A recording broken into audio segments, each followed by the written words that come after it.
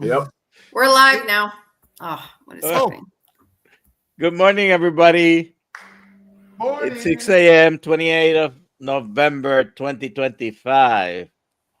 Some people call this Black Friday. Do we have a Black Friday sale, Alia? We have like lots of Black Friday sales happening. But we do have a special Black Friday sale of Black Friday through Cyber Monday, where you can get Dr. Nelson's or Kiltz Health's coaching certification course for $297. I just found out yesterday. So I will put the link in the chat.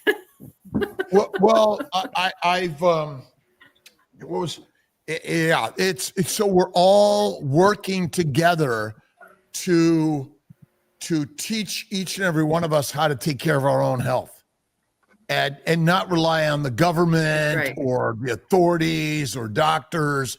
I mean, James Garfield basically died from an incompetent, dumb doctor. He had just let the dude alone. He wouldn't have died. He'd been fine. There was no massive a bullet penetration to any major organ. But interesting, a black doctor walked into the train station that he was shot at and basically began to help him. And then the white doctor shows up and starts probing to try to get the bullet out, basically dies of sepsis. Left him alone. So modern medicine is pretty much like increasing the number of diseases more than anything. And Dr. Nelson, Alia, thank you for all you do for Kiltz Health, because without you, we're under the radar. Because of you, we're expanding and helping people learn more about this. Dr. Nelson, you want to lead off with introducing Austin and the conversation?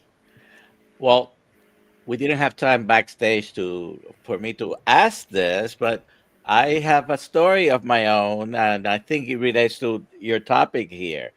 So welcome here. If people have questions for Austin as we talk to him, please put them in the chat, QQQ. Also, hashtag KMT for what, Alia? Today we will get this shirt, Meet My Food. Meet My Food, okay. And my KMT. Yes, ask your questions. Cool. Let us know also where you're watching from. I'm in South. Oh, sorry. Go ahead. Oh, no. Finish what you were saying. All right. So I'm in Central Florida. Dr. Kiltz is also in Florida, Sarasota. And Alia, it's I don't know where you're today.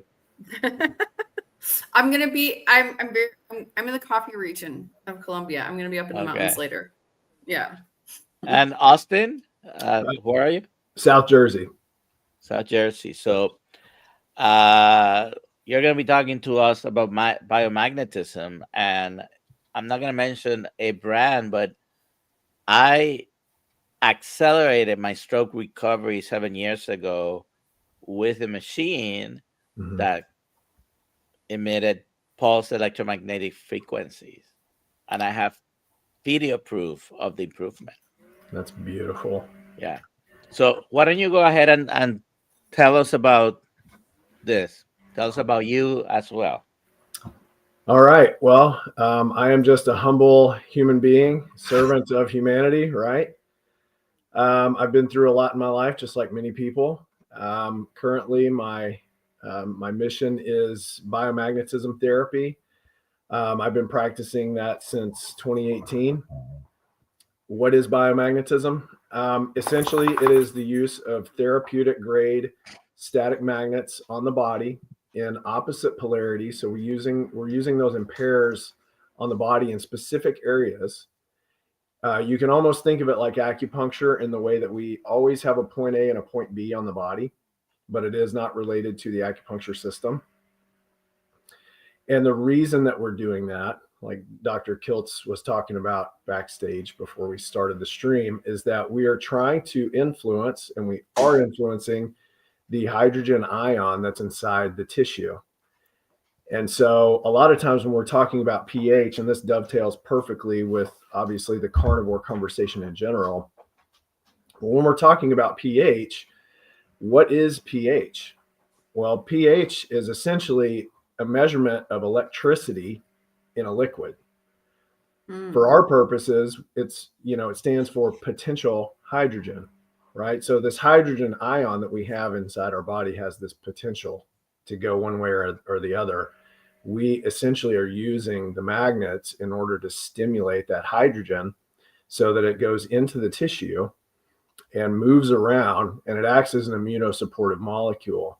So what happens if you were to look at a blood sample before and after biomagnetism therapy is that you would see the red blood cells actually unclump and they become more free flowing. In a lot of clients that we see with diabetes or cancer or any other more chronic or degenerative disease, we can look at those blood cells and they show what we would refer to as the rouleau effect, where they kind of stick together, they're clumpy, they're not moving around very well.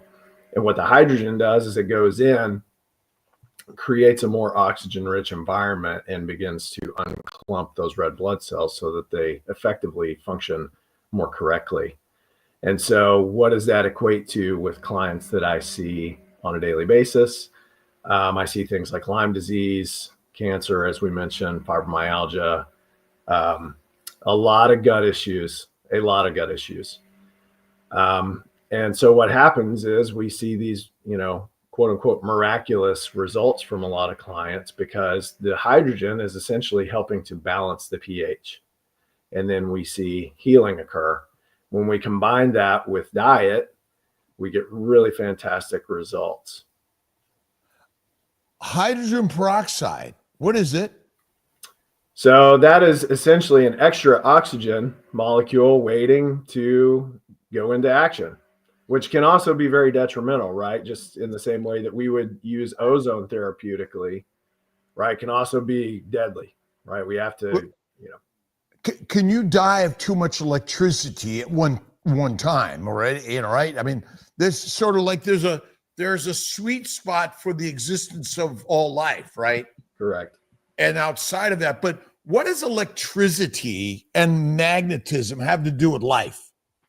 Well, essentially our entire being is constructed of, and really there's an argument to say that really everything is boiled down to electricity, and that magnetism is essentially the byproduct or the daughter of electricity. There's some argument, I'm not sure, Dr. Kiltz, if you're familiar with Walter Russell's work, the Universal One. He essentially believes that magnetism precedes all, and that electricity is born out from that product of nature.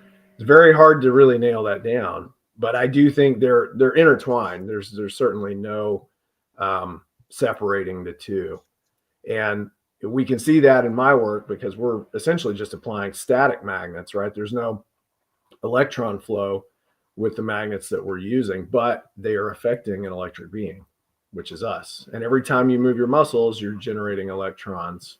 Well, so it's motion which creates the electromagnetic fields. Right. Nothing moves. There's no electromolecular, but everything moves because there's nothing not in motion. Right. Essentially, right? Right. Because the universe itself is moving. Right. And so even though, I'm standing still, I'm not, right?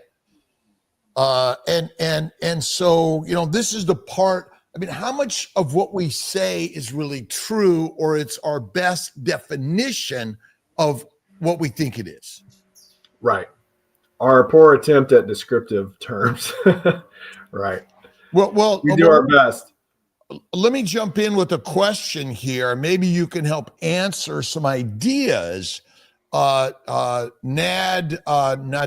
from Instagram, her brother, I think it is, has gangrene in his feet, also has a bone infection in his finger. The doctors have been giving him antibiotics for a year. None of the antibiotics are effective. Right. And why? Well, it's killing life, right? And the attempt is, well, okay, we have this imbalance, right? There's an imbalance of a particular life form that is trying to live and it's using our body as that platform. And then our doctors go, well, we need to give you this antibiotic to kill said, pathogen. But as a response to that, you're killing everything else in its wake. How is it that the body is going to actually have healing?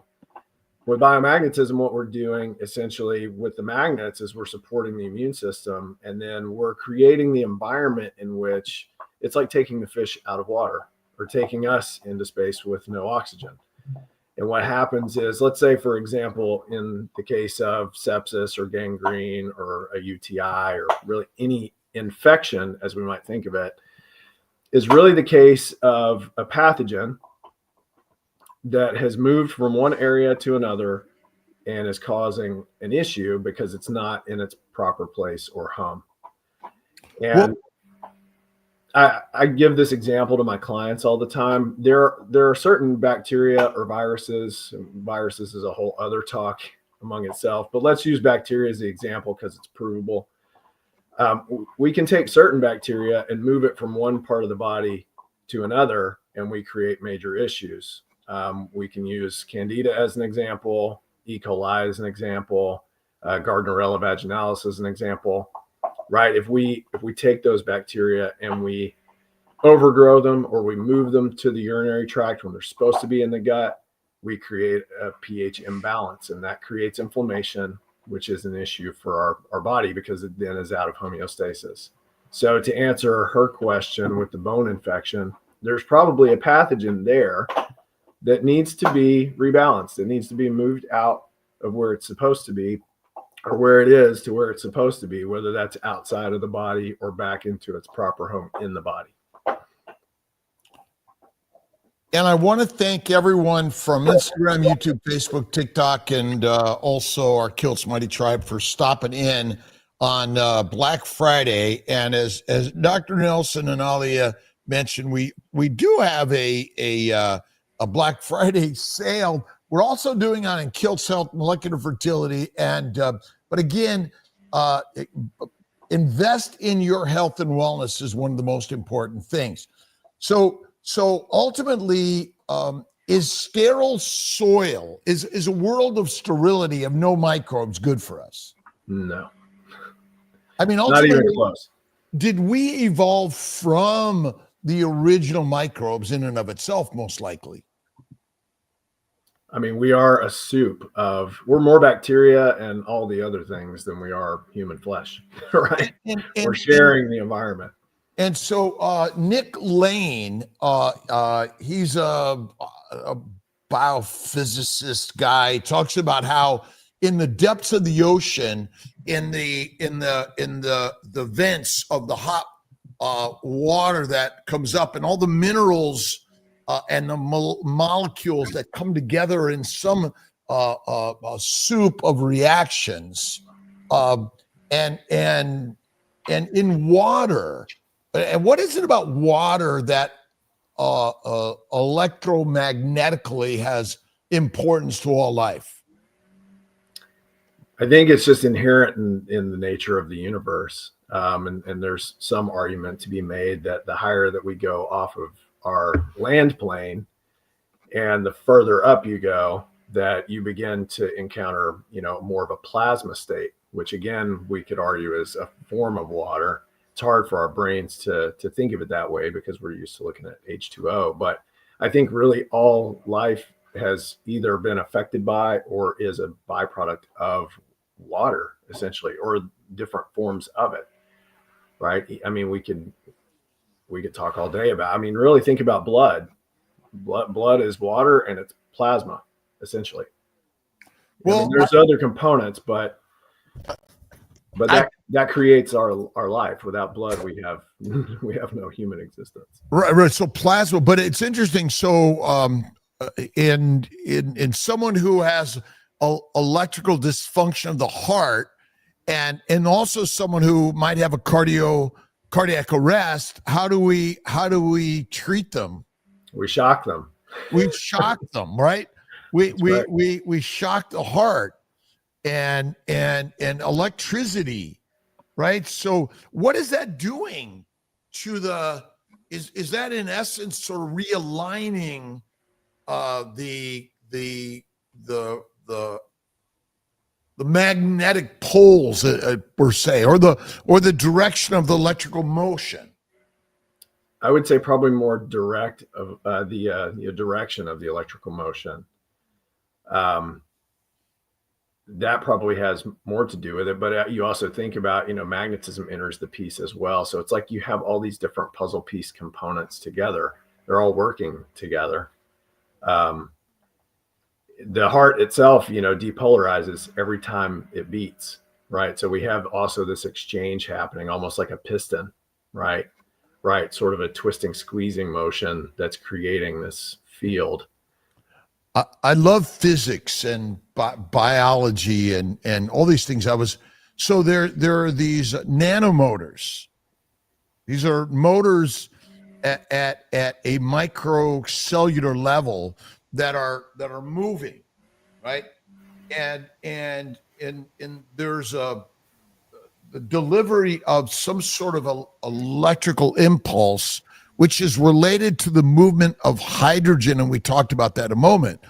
And so can things like getting out in the sunlight or getting into salt water or connecting, grounding to the earth, is that something that also has effects on biomagnetism?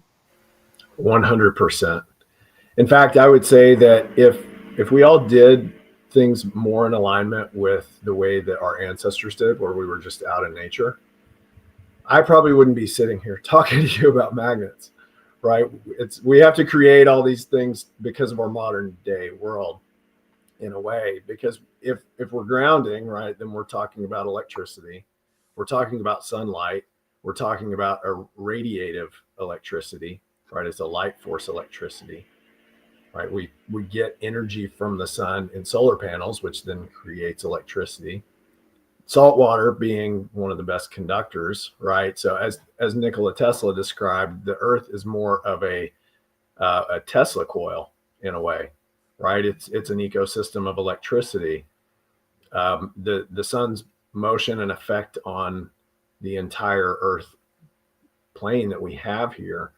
And it's interesting that the oceans are made of salt water, which is a perfect medium for delivering this electrical force. It's very interesting. So it is one of those ideas of as above, so below, the micros and the macro and so forth. Is really there any natural water that is without minerals at all? Well, yes. If you look at the way that nature creates water in and of itself and takes that evaporative process from the oceans, that would technically be pure distilled water. And then it transfers it to the mountain ranges and it leaks down, seeps into the ground, gets minerals, comes up out of the ground as a spring.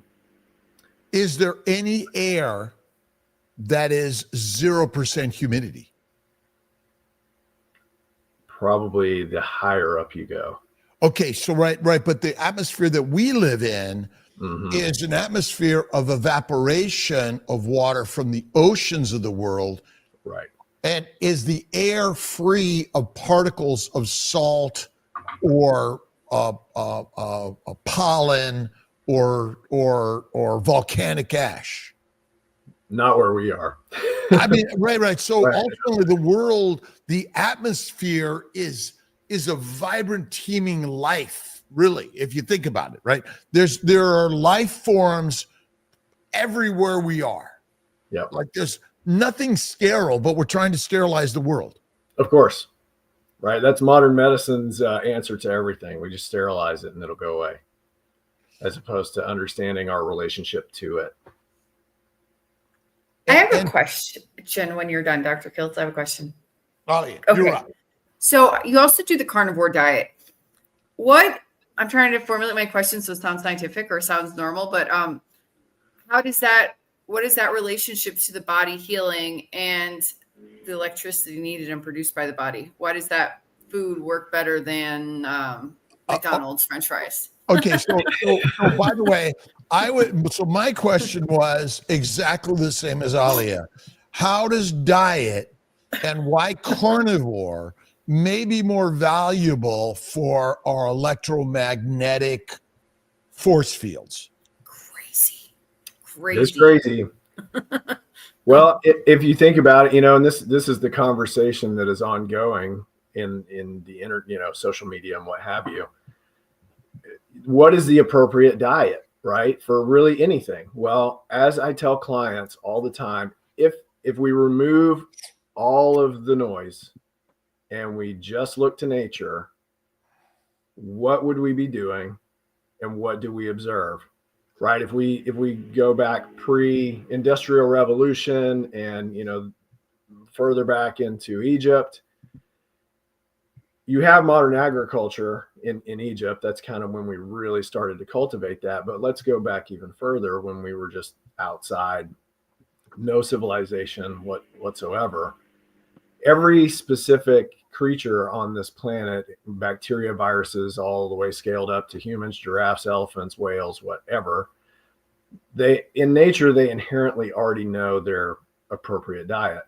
And it just is this way, and just by the way, for a quick background, I was vegan for 6 years, right? So I was confused. And there's no way that you can have a vegan diet in a non-industrial society. It's absolutely impossible. The amounts of food that you would attempt to grow, but then also have to keep on hand and dried during the winter months, it's impossible. Our diet has always been meat. So our physiology has adapted to that relationship. If we had adapted in a different way, we would be sitting here having a different conversation about how we only eat grasshoppers because that's the thing we adapted on, right? Or whatever. But our physiology works best because it is essentially a one-to-one relationship where we're sharing, at the end of the day, all those molecules that get broken down are recognized by the physiology of the machine that's breaking it down. And so because we adapted to eating meat, because our body needs all of this energy, right? And meat has a lot of energy. And it actually, the really big thing about meat is it doesn't contain the toxins that plants do. Correct. And that's really probably the biggest thing. And so no animal cooks their food except humans. So let's pretend we ate only raw plants or raw meat. Right. I mean, which one, again, if you look at many of the great apes, they spend much of their time consuming plants. Right. And their gut is just always digesting. And whereas humans, we're able to go much longer periods without eating, and plant food is probably the biggest cause. Now, but the problem is, in our modern world, can we prove that animal-only diet versus plant-only diet, who's going to live longer and have the least amount of diseases? Do we have that? Who's going to tell us the way to do that study, Dr. Nelson? I don't know. Bart K. Professor K is the only one. He said, lock them up. Lock them up and keep them there for 100 years. And right. Someone in 100 years can get some conclusions. James Salisbury kind of did the study during the Civil War. It's true. Right? It is very radical and amazing concepts and ideas, right? Can't afford steak.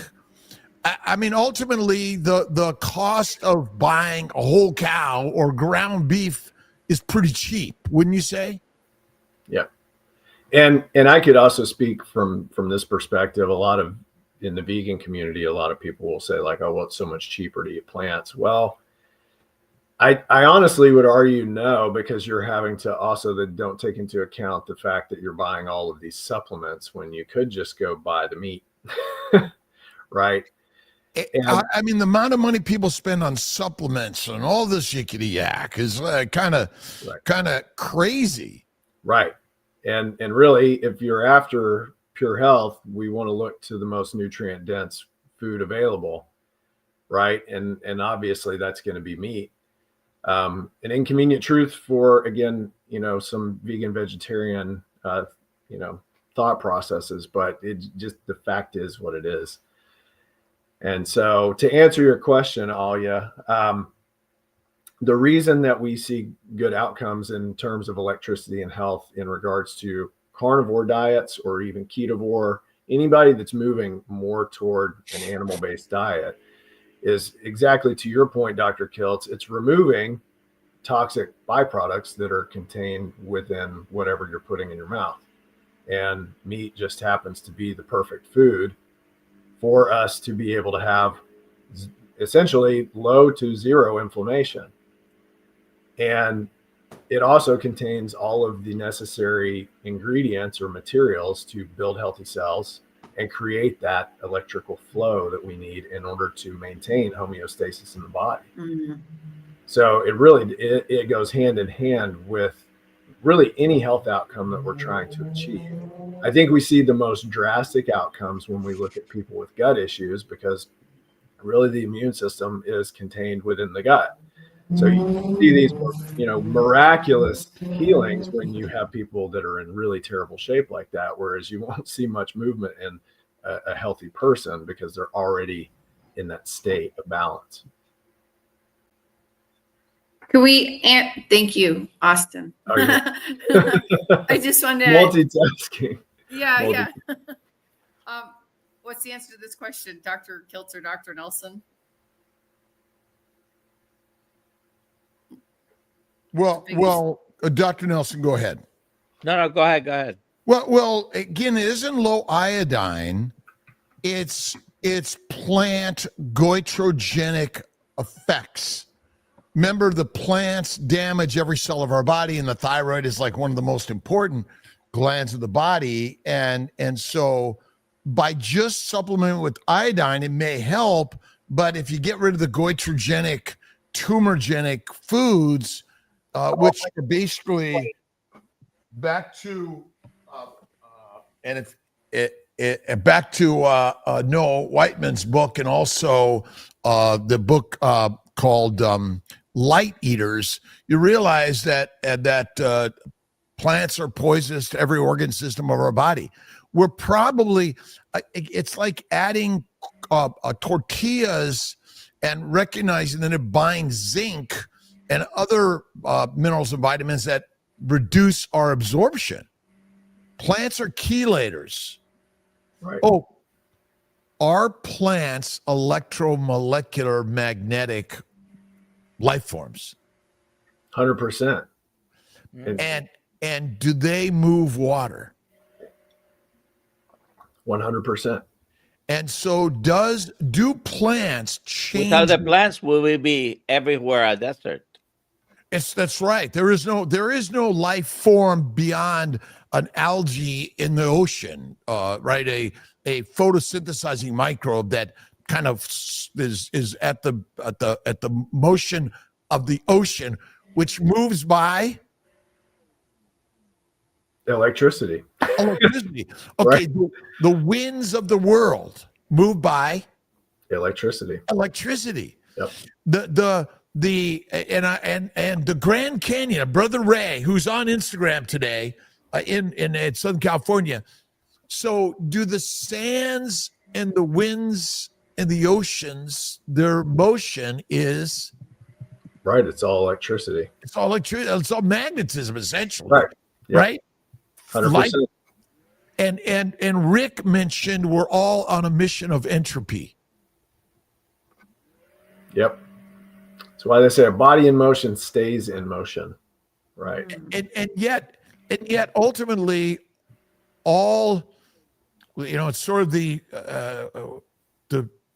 life force of the universe is within each and every one of us. And you could get down to the cellular or the electromolecular reactions within the cell. That is no different than the cosmos. Right. Right. This is the idea, I try to give clients very simple analogies, but if you think about it, we're related to everything else, right? Everything else is contained within everything else. You look at a leaf and you look at our hand and they both contain veins, right? What are the oldest organisms in on Earth with continuous life?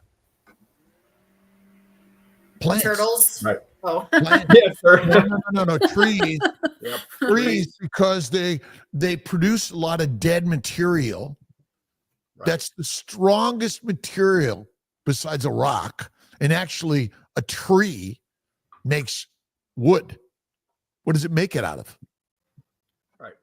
Minerals, water, Sunlight, Yeah. right? So what is it about sunlight that affects and creates magnetic energy? I mean, ultimately, at the end of the day, it's electric.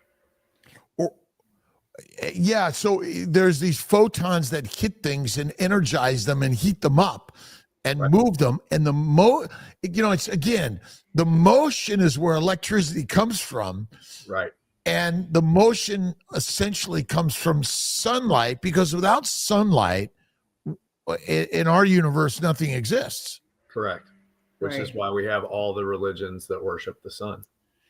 Okay, so now let's get back to faith and religion and the power of the belief in a higher power. What does that have to do with anything? I think ultimately it's a core recognition that there is something that gives us our experience here. Right? It's this urge that we have to want to show a reciprocal gratitude for that. No matter what religious or spiritual aspect you subscribe to. Which is all a belief of humanity and how we visualize the universe. Right. Just like every organism, again, so we're the ones that are telling the story of everything. Right. We have no idea what everything and anything thinks of anything, because we're the only ones that are creating the outpicturing story, right? And as I'm listening to The Fifth Mountain by Paulo Coelho, and if you haven't read his books, you guys got to read his stuff. But ultimately, it is our faith and belief in a higher power that truly creates everything. Right, which I forget the author. Well, it might have been Walter Russell, that mind precedes all. There's nothing but a story, right? Right. And we're built on the power of the story. And oracles, the Oracle of Delphi. I mean, ultimately, and I was looking up the first book story, which I think is the Gilgamesh, Mm-hmm. and how we seek the stories and through what we could see initially as cave paintings, and then eventually became the word, the written word. But the books and the written books are actually the most powerful energy of the universe, because now we spread ideas, right? And it's these damn ideas that keep spreading around the world. And so, is there any truth to magnetism, or is it simply our interpretation of the universe? I think at the end of the day, it's truth. And I think we have the ability to reflect on it. And through that observation, I think, is how we understand or interpret what we would call truth. But I think that observation allows you to see that's cause and effect, I guess, in some way, that you could essentially view that or repeat that. And that truth, essentially, when boiled down to it, stands on its own because it's repeatable or observable without opinion, right? It's just an effect that occurs. Well, but isn't that just our opinion and our observation? Because it's all theoretical. It's our theoretical interpretation. Even the universe, which is beyond, well, it isn't beyond our human mind, because it's created in the human mind. Right. Right. We are the creators of all things. Right. And we are the gods. Damn. It's as simple as that, right? Yep. And so go blog, go about blogging in the universe. That's all we're here to do is blog, right? Right. That and as George says, the infinity of the universe is beyond the understanding of the human mind. If we accept that, then nothing seems impossible. Although, as I say, I am possible because I believe. And faith in God is ultimately the foundation of humanity. That's true. We should get some of these questions. Let's see. No questions today. No Yeah, questions Dr. today. Kiltz and I would probably just do 2 hours of philosophy. Yes. well, it is just, and ultimately, I mean, what book is like the single most popular book ever created by mankind? The Bible. The Bible, probably, yeah. The Bible. Now the Bible is what we could, the Judeo-Christian Islamic Bibles, but ultimately we got to go back to our ancient brothers and sisters who first contemplated anything other than anything, right? Yep. So yeah, we're only here temporary entropy, right? But it's like a breathing, it's like a beating heart or the breathing of life, right? It's always growing, it's always dying, right? It's always recreating, but it's just sharing electrons. Right.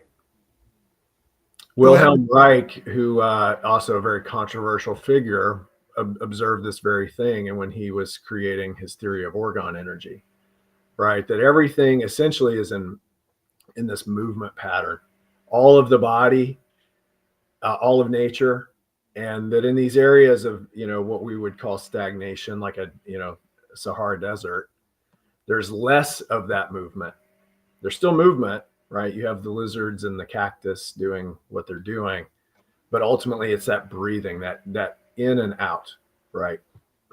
Well, interesting. So understanding the glycocalyx, the sugar layers of cells, and the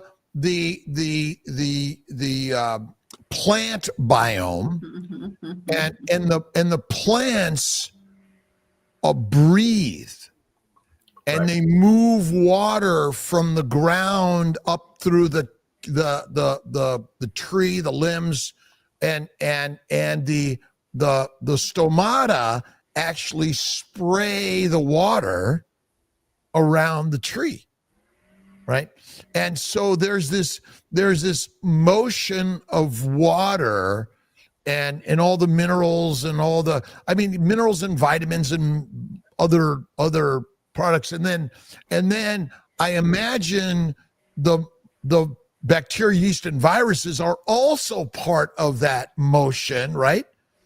And so we're all life forms are connected as one. Right. And this idea that we're going to end cancer or end disease is like a fictitious story.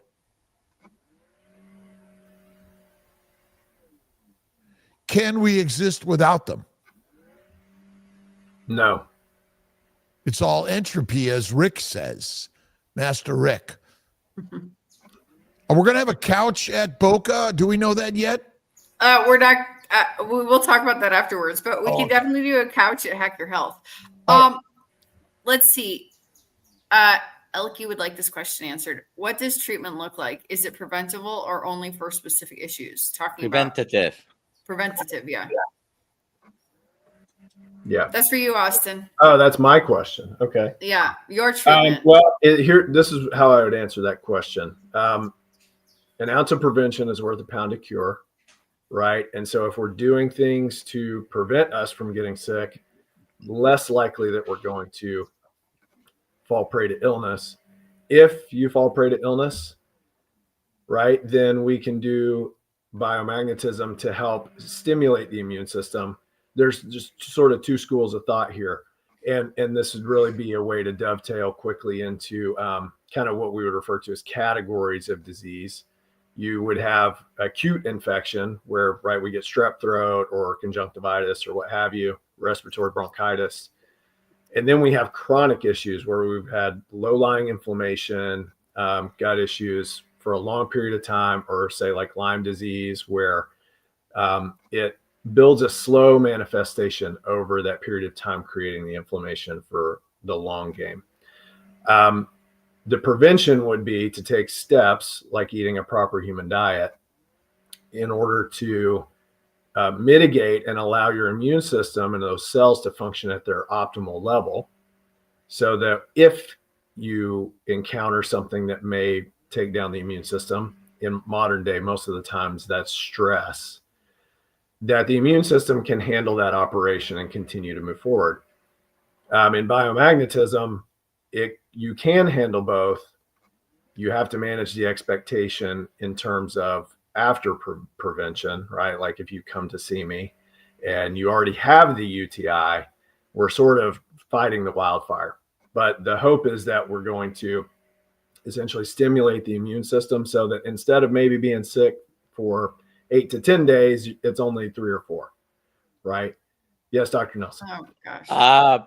What kind of tools or equipment do you use? Essentially therapeutic grade static magnets. And then the knowledge, right? You have to have the knowledge, and the way that we figure. So these are multiple individuals, small. We have small, medium, large. Okay. Right. And a lot of that stuff is based on logistics of the body itself. So for example, I might want to use smaller magnets on the facial area versus larger magnets on the low back or the legs. I'll give you an example here. So we would use magnets like this. You can see the magnet inside the leather casing here. So we have reverse polarity. And so we would always be utilizing these in pairs on the body. So to kind of give you a quick idea here, let's say, for example, here's some minis, right? So these would go really well on the face, depending on the point that we're observing. Let's say, for example, you have respiratory syncytial virus. How do I, as a therapist, figure out where the magnets even need to go on the body? Well, we are designed in an incredible way where if you're not familiar with a form of kinesiology called muscle testing, we're essentially utilizing muscle testing to ask the body, where is this disease hiding, right? Or where are these pathogens trying to cause this inflammatory process? So we could say, for example, with RSV, you might have points here in the frontal sinus. And what occurs when you place a black and a red on the body in opposite polarity, there is this effect that we refer to as the all or nothing effect, which essentially is also like entropy. There either is motion or there's not motion. And so when we place them, the hydrogen immediately, it's on. And so now it's moving, and the virus has its own environment that it wants to survive and thrive in, which manifests in a lot of ways as illness for us. We are simply rebalancing the pH so that the environment is conducive to regular homeostasis. Now, we can also utilize that for prevention, right? I have clients who come see me who are what I would say are healthy, and they might see me once a month or once every 6 months just to get a tune-up, right? In order to continue the flow of life. Interesting. Terry asked, can biomagnetism be therapeutically implemented at home? It can. And in fact, I see clients who are in such a poor state of health that I may have to do a mobile call and go to their, make a old school doctor house call, right? I'm not a doctor, but we kind of play like that. So can meditation, prayer, things like yoga, Tai Chi, and creating an environment in this magnet. I mean, we are essentially a magnet. Mm-hmm. And can we affect that? I number one is I highly am impressed with what Austin is doing, and I think it's very important. Do we have the ability for everyone and anyone in the world to begin to sort of function by simply imagining the beauty of life in all ways. And what do we know means that any of us are going to live longer? Is it really longevity that matters of our physical nature, or is it the quality of our life every day? Quality, 100% quality. Yep. And we don't have time to get into it today, but definitely have experience where quality of life over quantity of life is concerned. And I would argue all day long that one really good sunset is worth one day of life over having 100 years of being bedridden. Sure. Yeah. Go ahead. Although again, what would you say to a mollusk, right, that doesn't move, or to a tree that doesn't move? Again, it's back to our interpretation of all life existence, when in fact we don't know. Yeah. Next question. What's his thoughts? I don't know how Qigong. Is that my question or Dr. Yeah, No, for you. Hey, Those questions are for you. I think Qigong, Dr. I think Qigong, right? We're going back to this idea of energy and movement of energy. And if we think about our body as a microcosm or reflection of the universe, everything's in motion, right? Which is why we create any of these practices to begin with, is to understand and share the relationship of us to this idea of the universe. So I think Qigong is excellent. Really, I think the big takeaway is we should be moving like Dr. Kiltz and practicing mindfulness. It's pretty simple. That's why every day I read things like Christ-based teachings or meditations by Marcus Aurelius, or the four gospels, Matthew, Mark, Luke, and John, because these are human writings, or the Bhagavad Gita, or the Tao Te Ching, or these are human writings that were, and by writing, even just sitting down and writing, I love you, thank you, please forgive me. How easy, how beautiful can that be? And it was interesting about I watched the movie, the series about James Garfield and struck death by lightning, and the one thing, he was a preacher, he was a statesman, he was an amazing actual guy, but he was remarkably kind and forgiving. Does kindness and forgiveness help the electromagnetic flow of our body? Wow. Absolutely. Good question. I see that a lot with cancer patients. And I think a lot of that has to do with just the resonance of our frequency of our body, right? And our normal state is to be in a calm, at peace, so to speak, right? At peace. When we are chaotic, that's only supposed to be a temporary response as a survival mechanism, not a way of being. Yeah. Tom Sid on Instagram, how does frequency fit into this discussion? Maybe that's part of the frequency, maybe is part of our anger, sadness, depression, and how can we change those things?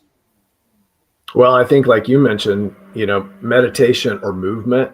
I mean, you think about how you feel and reflect on how you feel, even when you do something as simple as take a walk, right? If your thoughts are busy, they're moving, right? And they are asking you to go move.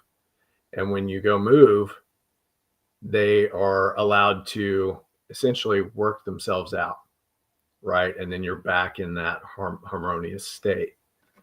So I think frequency, ultimately, of course, we're talking about magnetism, electricity, frequency. It really is all sort of the same stuff in a way. I think the recognition of where we fit into that mix and understanding that what we equate to as being at rest, parasympathetic mode, is a specific, well, probably multiple frequencies playing their part in our body. And that gives us our homeostatic framework, right? All of the different cells vibrate at different frequencies. This goes back to George Lakhovsky's work. For anybody that is unfamiliar, go look him up. He was amazing physicist, French physicist. And he talks a lot about the vibratory nature of cells and how everything, right? It's just like Wilhelm Reich or anything else we've talked about this morning. It's all moving. It's all in motion. And things get out of whack when they're moving in the incorrect format. What do you think of the electromolecular energy of electricity power lines and or of the cell towers that are emitting all this energy? How's that affect our magnetism? Oh, it affects it quite a lot. In fact, when we've done biomagnetism conferences and we're teaching, doctors and acupuncturists and everybody, we always do this interesting demo where we actually show an immediate effect, going back to the all or nothing effect, where we will take a person, we try to knock them off balance. And unfortunately, I can't really do that on camera today. You might have seen this, Dr. Kiltz, but you can actually take a strong enough magnet. And again, because there's an all or nothing effect, it immediately begins to move the hydrogen. We try that same process, try to knock them over, and it acts as a stabilizing force. We then take somebody's cell phone, have them hold it up to their chest, and then we do the same test again, and you can immediately knock them off balance. So it shows you that they're 100% affecting our body. And we can go back to the work of Arthur Furstenberg, the invisible rainbow. And he essentially documents, anytime we as humans have implemented radio or electrical power or what have you, that we almost see a wide scale illness occur in humans. And it's our inability to adapt to this new frequency of things, right? And then as we adapt to it, we tend to see chronic inflammation when we're not doing the other proper things like eating carnivore, right? Or being too stressed or heavy metals, all the things, right? With that question, I think Austin Alia. needs, but I think Austin needs to talk at Hack Your Health next year. I would be thrilled. I don't control that, but I will introduce you to Robin. Well, I'll send you an email. we can get the ball in motion. So, yeah, go ahead with that question, Alia. What's y'all thoughts on veganism and how diet is important to our energy? Well, again, speaking as a former vegan, it almost destroyed my health. And I could even say, having observed cancer patients, people with IBS that are all also doing vegan or vegetarian diets. As we've talked about this morning with motion, this is a really good allegory here. When you're eating the plants and they contain toxins, and they also contain things like fiber, which our physiology is just not really set up well to do. Because we can eat it today and then tomorrow move on doesn't mean that we should be doing it every day. And so when you eat those plants, they slow down the motion, right? The stomach acid is having to try and break down this really dense matter, and it creates inflammatory process along with the compounds and the toxic compounds that are found in those plants. So ultimately, while you may not fall ill today eating a vegan diet, it may not be 6 months, although there are cases where people have that happen. But for an average person, that probably won't occur. It will occur. Eventually, it will occur, right? And so we're talking about, again, the long game, where if we look at our physiology and really any vegan argument in terms of whether we're carnivore or vegan can all be dispelled simply by looking at the stomach acid and analyzing what it's doing. And if we look at only that piece of it, forget about the fact that our appendix is, this big.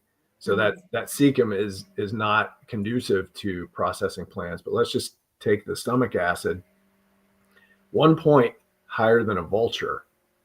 Our stomach acid is stronger than lions and tigers, right? Which really, in that message, tells you a lot.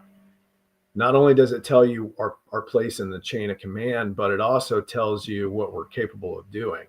Things like raw meat, right? Which, again, for modern society is a little bit gross because we don't normally do it. But cultures around the world have recipes for raw meat, right? And in some places that's considered a delicacy. So I think really it just boils down to, again, understanding the physiology of our human body and just understanding that meat is the way.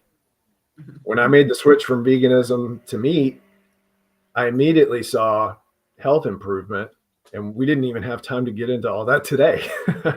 Right? You gotta come back. That's right. There you go, Dr. Kiltz. Yeah. Meat 3 times a day. Well, what about I could alcohol? argue maybe 2 or 1, but What about alcohol and its effects on the hydrogen potassium pump, sodium potassium pump, and the effects of hydrogen and how that affects our magnetic flow? Well, that's a really complex conversation for us only having 4 minutes, but you can essentially say that it gets in there and it mucks it up, right? Doesn't make things work correctly. It affects the nanomotors, which keep Yep. the sodium potassium pumps moving in and out properly. Right. Yep. Right.